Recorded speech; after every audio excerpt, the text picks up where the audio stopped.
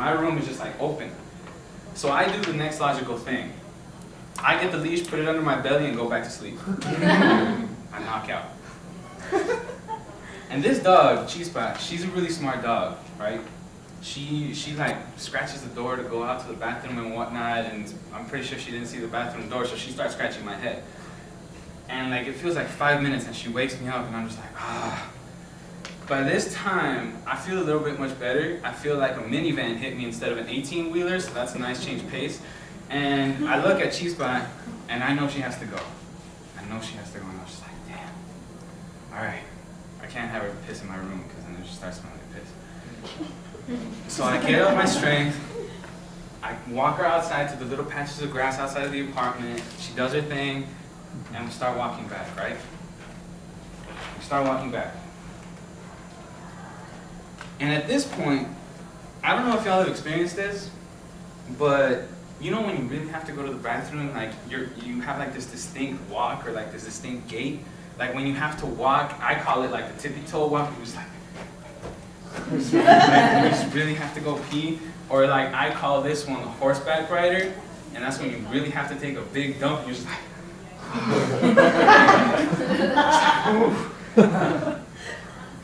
We're walking down the aisle, right, to get to the elevator, and I'm thinking to myself, I'm getting like a real bad headache, because it's not even about the alcohol at this point. I'm thinking about what my girlfriend's gonna say, you know, and my girlfriend's Latina, and if anyone knows, like, Latina women, they say things quick when they're pissed. You know, it's gonna sound like one of those shows, like, señorita Laura, like, but that all directed at me. Like, I don't even want to think about it, and that's giving me a headache, right? And then I look down at Chispa, and she starts looking like a little horseback rider, and before I can do anything, everything just kind of like slow-mos, and I'm just like, no! Too late. The damn dog took a shit. Fucking aisle. And in front of someone's door. Right, it couldn't be in the center, it had to be like right there. Like right there in front of someone's door. I start flipping out. I start freaking out crazy. I don't know what to do. I'm just like, I'm looking at the shit, I'm looking at the shit, I'm looking at the shit, I'm looking at the shit, I'm looking at the shit, I'm looking at the shit. And I'm expecting her to have an answer. She's just looking at me like, hey man. So at this point, I feel like I'm trying to get rid of a murder scene, and I start looking for something to take care of this pile of shit. And I have a headache going on, I start getting paranoid, and then I start thinking to myself like, oh my god, like this person's gonna like come out and see like this like really like pungent like little piece of shit. And then from there my mind starts wandering, and I'm like, oh my god, like what if this person in front of this like apartment open like is having like a really shitty week, right? Lost their job, lost their wife, lost their kids, losing their apartment probably soon, like I don't know what. And they're walking out this apartment, and then before they can even see it, they like step on the shit on this new nice pile of shit, adding more shit to the shit that's happening to them. And then that person just cracks and starts going on a murderous rampage all over the apartment. And imagine how that shit would sound, like on the 6 o'clock news. That's just gonna be like, today at 6. Man in San Diego goes on a murderous rampage in apartments, kills many, injures others, after pretty much stepping on a pile of shit.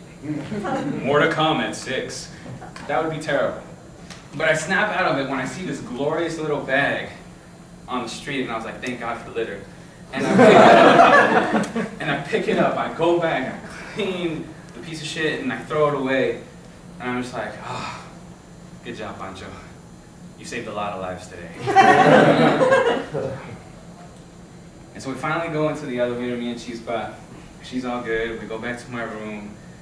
I take a little breath after this like awakening experience out of all the adrenaline, and wait for my girlfriend to come back. And so I pretty much do the next logical thing. I take the leash, put it under my belly, and knock out. And that's it. Thank you.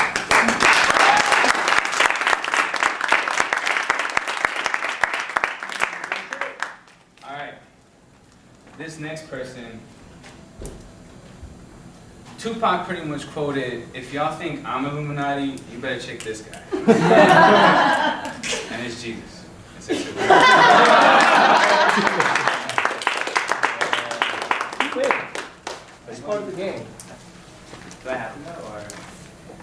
Do you not want to? I'm really prepared for it. Okay, that's Sorry. okay. I'm sorry.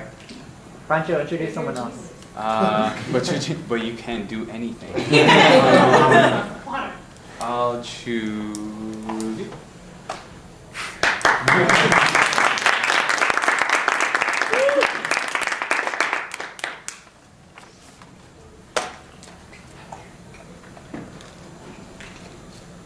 Hello.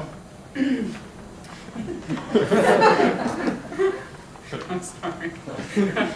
Okay. So I'm from a town about an hour north of here, and I've lived there practically all my life.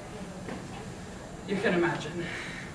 It's a quaint town with a little over 100,000 people and a great sense of community.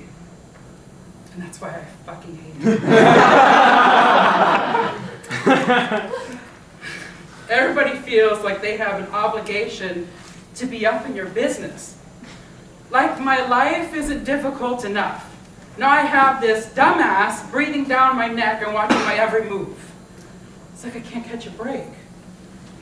I know you wouldn't think so, but it was quite intense being a 14-year-old from this place. Seriously. I'm talking high blood pressure, daily migraines, shoving my foot up your ass syndrome, all kinds of crap. So to relieve my daily stress, I take a walk around the block with my mom and sister. We called it the 4-mile walk. I don't know why, it was only 3.86 miles, but whatever, that's not the point. The point is, I needed way more than 4 miles to get the help I needed. I needed a psychotherapist or some shit, otherwise somebody was gonna have a classic case of foot up ass. This town, god damn. I know I sound really messed up. Okay, anyways, back to the story. So we live on top of a hill. And on one of our walks, Ashley and I decided to walk all the way down the hill on our tiptoes. Ashley's my sister, if you didn't already know that. She's kind of famous, but not really. I mean, she will be one day, but that's just for your reference. So yeah, we were going on this hill working it like the divas we were, and I just, bam!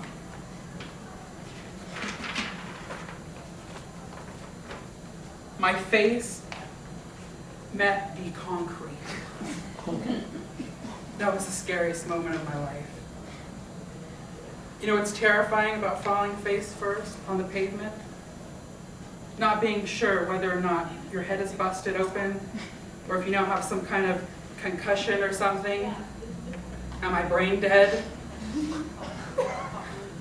But let me tell you, looking back now, being the 21-year-old new person that I am, that shit was beautiful. Who knew my calves were that strong? I mean, girl, I could put some stilettos on, I could graze that cow. Watch out. You see how I do. Okay, I know my life is weird. Okay, you want to hear another interesting story? Yes. Yeah. Okay, that's good. All right. So we were on another one of our rejuvenating walks a few months later. It was a beautiful Sunday afternoon. The sun was shining. There was a gentle breeze blowing. You know, whiny brats crying in strollers as they passed, the usual. But what was so beautiful about this walk was that we met someone new. You wouldn't believe who was walking towards us. Matthew McConaughey. Hair flowing in the wind, abs glistening with the remnants of the last workout, biceps stronger than ever, that famous smirk. I'm sorry, I can't. It's the frickin' town. You know, it also spurs compulsive liars. So I should really call Judy, my therapist, and set up another session. But you know what? Something still did happen on that walk. We were going up Killer Hill. Yeah, Killer Hill. Named that way because it practically murders you as you walk up the damn thing. And I stopped to catch my breath. And you know what's kind of embarrassing about moments like these? looking around and seeing all these motherfuckers you hate totally judging you for having to stop. I'd like to see them try to get up this hill. You use your car and take the easy way out, lazy ass. I'm trying. I was the strong one. I was the determined one. It was. With a newfound grin on my face and a sense of pride, I took a step, and it happened. This nasty ass pigeon took a shit on my head.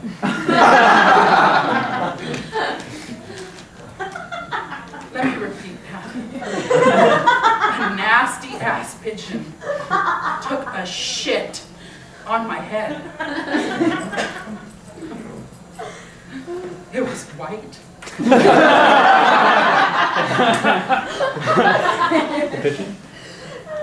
It was goopy. You know, it sort of felt like the shampoo my stylist used at the salon earlier that day. What the fuck is my life? That's the end of my story. Anyways, that was embarrassing. I promise.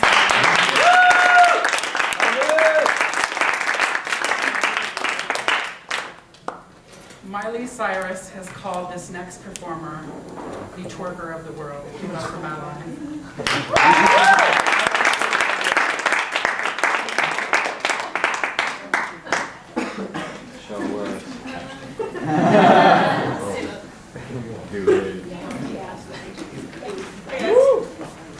So, let me ask you something. Have you ever had one of those like lofty dreams of just getting up and leaving town whenever, on a whim or whenever?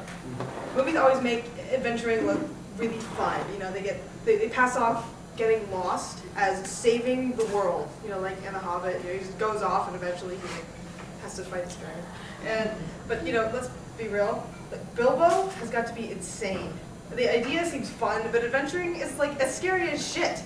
You don't know where you're going. You have pretty much no plan except to get from point A to point Z.